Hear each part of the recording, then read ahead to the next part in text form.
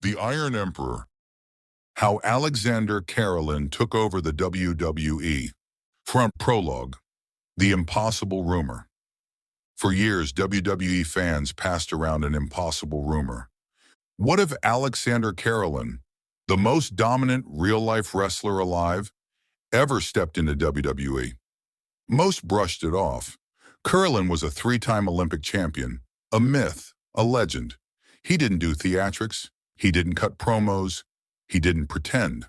So when WWE suddenly announced Alexander Karelin is coming to Monday Night Raw, the world froze.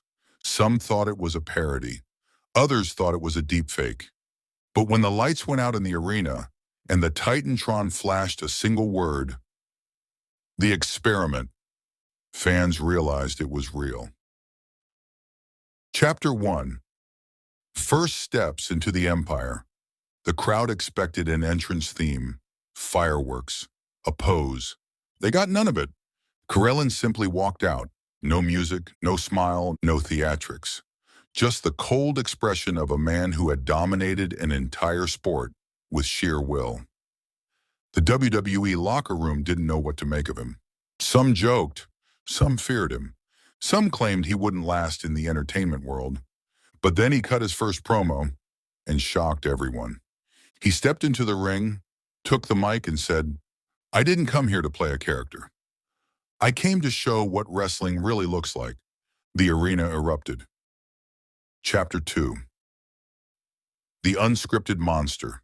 Karelin's matches were chaos, not because he didn't understand WWE, but because he didn't respect it. He ignored rehearsed sequences.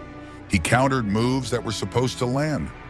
He refused to sell strikes that didn't actually connect. Veterans tried to hold their own against him. Sheamus attempted to brawl with him. Karelin dropped him with a Greco-Roman lift so real it left him stunned.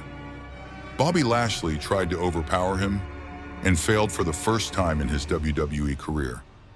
Brock Lesnar stepped up, and fans held their breath. The Lesnar versus Karelin match became the most watched segment in RAW history. It wasn't a match. It was a collision of titans. Karelin didn't dominate. Lesnar didn't dominate. It ended in a pull-apart brawl that nearly tore up the ringside area. Fans didn't want professional wrestling anymore. They wanted Karelin-style wrestling. Raw, unscripted, punishingly real. WWE ratings skyrocketed, and the power began to shift. Chapter 3. The Locker Room Revolt. As Karelin's popularity grew, the WWE roster split into two sides. The old guard, performers who believed WWE should stay theatrical. The new era, younger wrestlers who admired Karelin's authenticity and wanted to follow him.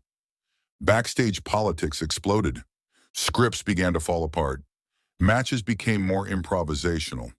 Audience reactions shifted. Then the breaking point came.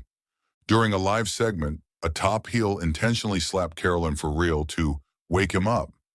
Instead, Karelin calmly removed his mic, lifted the man into the air, and held him there like a rag doll while the arena lost its mind. Triple H stormed out from backstage, but instead of scolding him, he nodded. "If he's the future, then we adapt." The crowd exploded, but not everyone agreed.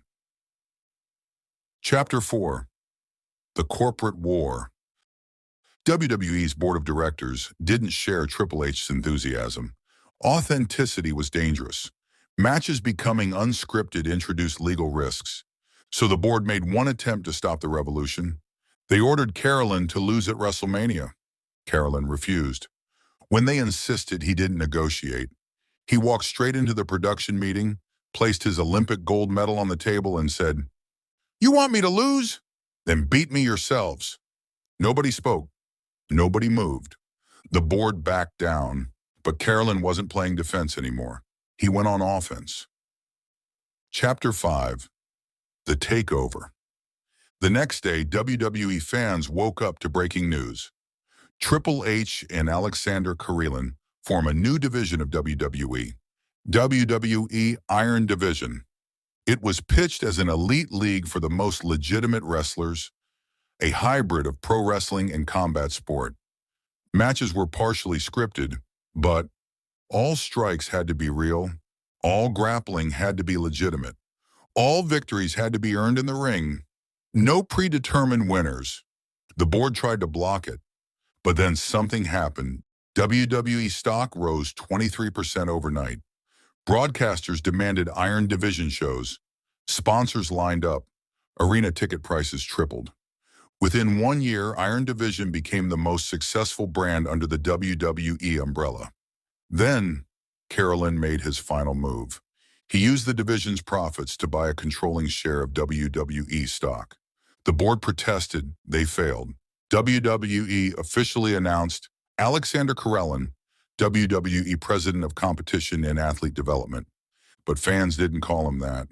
They called him the Iron Emperor. Chapter 6. The New WWE. Under Karelin's rule, training centers became elite academies patterned after Olympic facilities. Wrestlers were given real combat conditioning. Storylines became grounded in athletic rivalry. Championships were earned through legitimate ranking systems.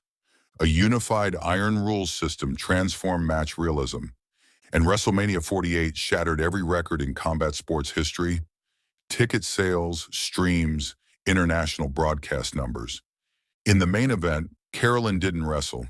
He simply walked to the ring, thanked the audience, and placed his Olympic gold medal on the new WWE Universal Iron Championship belt. The crowd roared for 10 minutes. He had done it. The greatest real wrestler in history had taken over the greatest wrestling entertainment empire in the world and reshaped it into something stronger, purer, and more legendary than anyone imagined.